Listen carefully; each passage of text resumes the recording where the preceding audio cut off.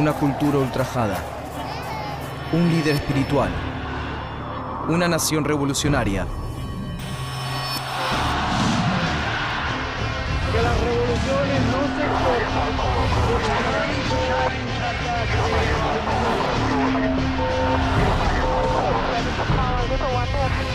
Está América de color.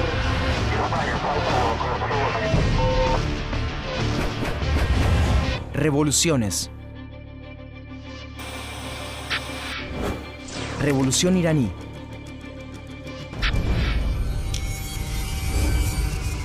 (1907), el inicio. A principios del siglo XX, rusos y británicos pelean por establecer su control económico e ideológico en Irán y por modernizar al país. En 1907, un acuerdo entre ambos imperios divide el territorio iraní en dos áreas de dominación, una para cada parte. En 1914, cuando estalla la Primera Guerra Mundial, el territorio iraní se vuelve un campo de batalla forzado. El emperador, o Shah de Irán, Ahmad Shah Qajar, es un gobernante débil y no puede impedir que tanto rusos como británicos usen el suelo iraní para atacar desde allí al Imperio Turco Otomano. Y la ocupación se incrementa cuando tiempo más tarde los británicos deciden luchar desde Irán contra la Revolución Rusa. Crece la indignación en la población iraní por las invasiones continuas al suelo de la nación. 1929, las primeras revueltas. En 1919, el emperador iraní Ahmad Shah Qajar firma un polémico acuerdo con Jorge V, rey del Reino Unido y emperador de la India, mediante el cual Irán cede la explotación petrolera en forma casi hegemónica al Reino Unido y obtiene a cambio la construcción de un ferrocarril, armamento, un préstamo de 2 millones de libras y consejeros británicos para asesorar al gobierno. Surge el descontento popular por la incesante ocupación extranjera, crecen el nacionalismo y la lucha interna por el control del país. En 1920 se funda el Partido Comunista de Irán para imponer nuevas ideas. Ese mismo año, un joven huérfano comienza sus estudios religiosos, un joven que llegará a convertirse en el más influyente ayatolá. Nombre: Rollah Khomeini. Lugar y fecha de nacimiento: Khomeini, 24 de septiembre de 1902. Origen social: incierto. Profesión: ayatolá, rango más alto del clero islámico. Entre 1929 y 1930, el Partido Comunista de Irán organiza huelgas textiles, ferroviarias y petroleras en su afán de detener el avance occidental. El gobierno ejerce una dura represión y detiene y encarcela a los líderes del partido. 1925, el nuevo Shah. En 1925 es coronado Shah de Irán Reza Pahlavi, jefe militar que, apoyado por los británicos, ha venido concentrando el poder. Reza Pahlavi construye el ferrocarril transiraniano utilizando tecnología alemana, moderniza la educación y funda la Universidad de Teherán, capital de Irán. Y el país se industrializa gracias a las inversiones provenientes de Alemania. Gobernados por el nuevo Shah, los iraníes ven que sus costumbres musulmanas se van perdiendo. El occidentalismo amenaza las tradiciones y la religión del pueblo iraní. 1941, el último Shah. Durante la Segunda Guerra Mundial, Irán se vuelve de vital importancia estratégica por su ubicación y su petróleo. En junio de 1941, cuando Alemania invade Rusia, los aliados, principalmente Estados Unidos y Gran Bretaña, necesitan proveer de armamento y comida a los rusos.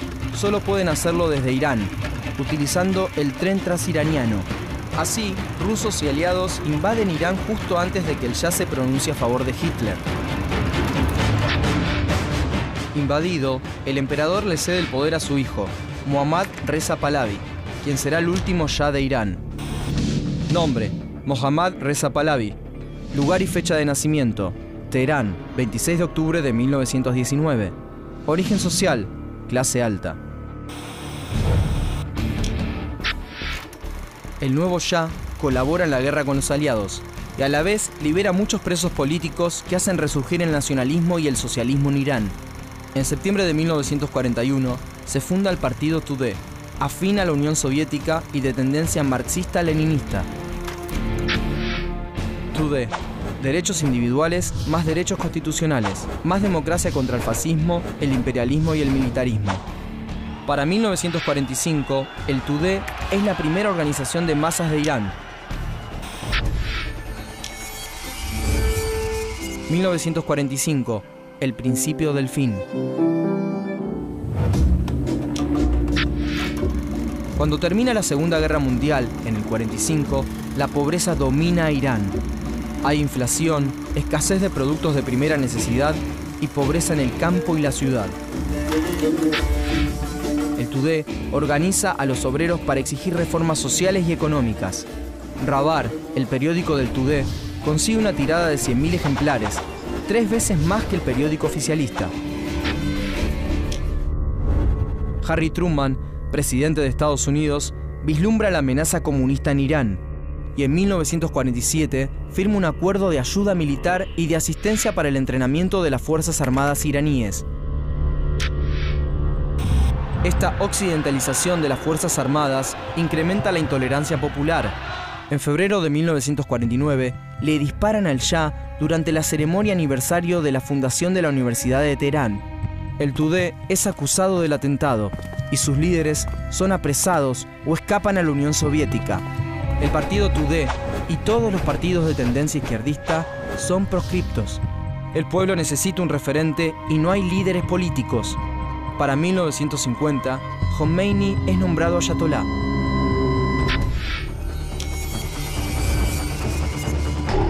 ...1957... la Sabak.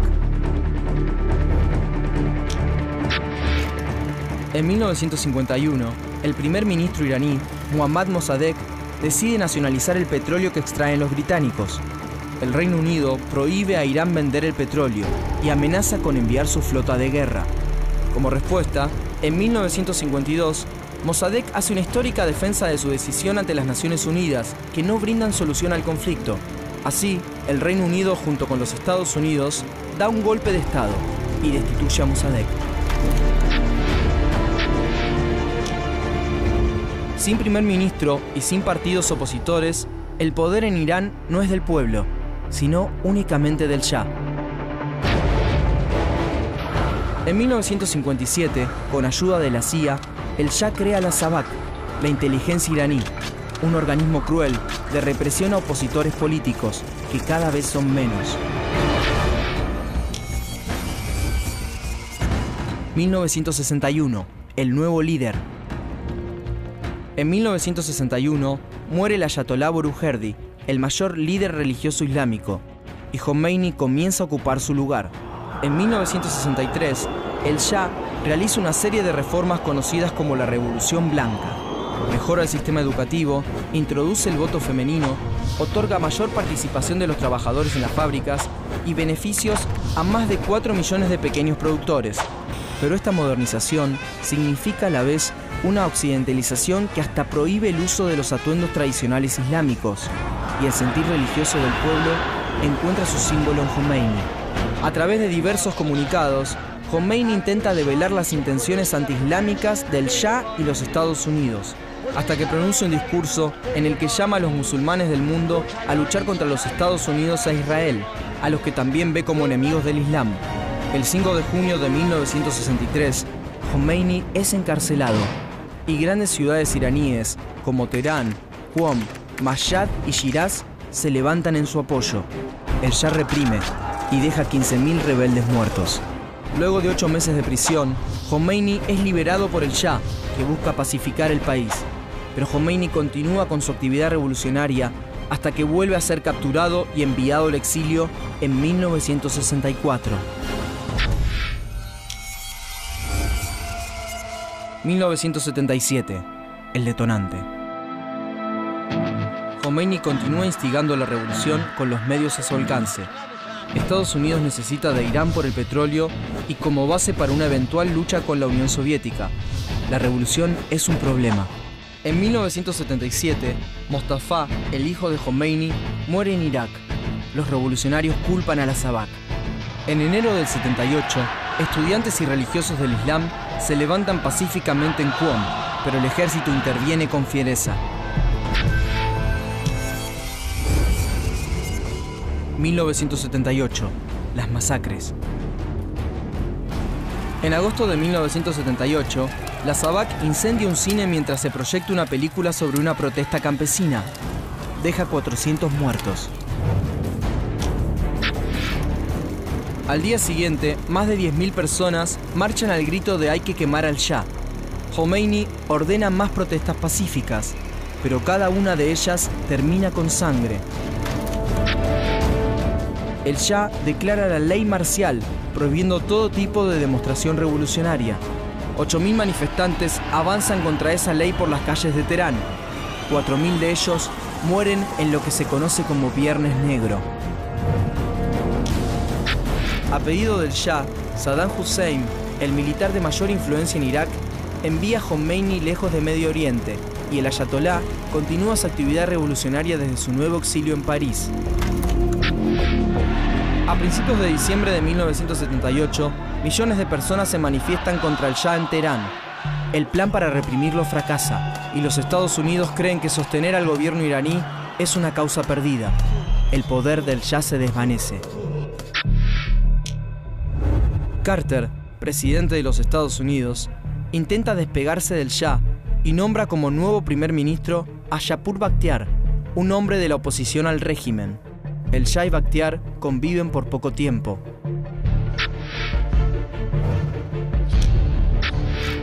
Sin ningún tipo de apoyo extranjero, el 26 de enero de 1979, el Shah abandona un Irán repleto de protestas en su contra, y Bakhtiar libera presos políticos, otorga libertad de prensa, disuelve la SAVAK y permite el retorno de Jomeini. 3 millones de personas reciben a su líder político y espiritual. Jomeini se declara contra Bakhtiar por ser un hombre impuesto por las potencias extranjeras. Sin parlamento, el 4 de febrero de 1979, Jomeini reemplaza a Bakhtiar por Mehdi Bazargan, uno de los más importantes líderes democráticos de la revolución. El 9 de febrero, las filas sobrevivientes de la Guardia Imperial leal al Shah se enfrentan a las fuerzas aéreas pro-Jomeini.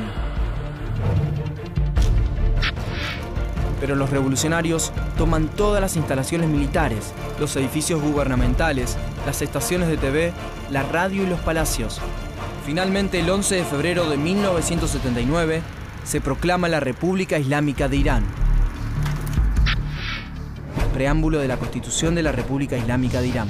La Constitución de Irán, en tanto expresión de la cultura, la sociedad, la política y la economía de Irán, está basada en principios y preceptos islámicos que reflejan las aspiraciones de la comunidad islámica. El Islam, entonces, logra aunar el nacionalismo, la lucha por la liberación, la religión y la ideología ante un Occidente que amenaza con imponerse en Medio Oriente.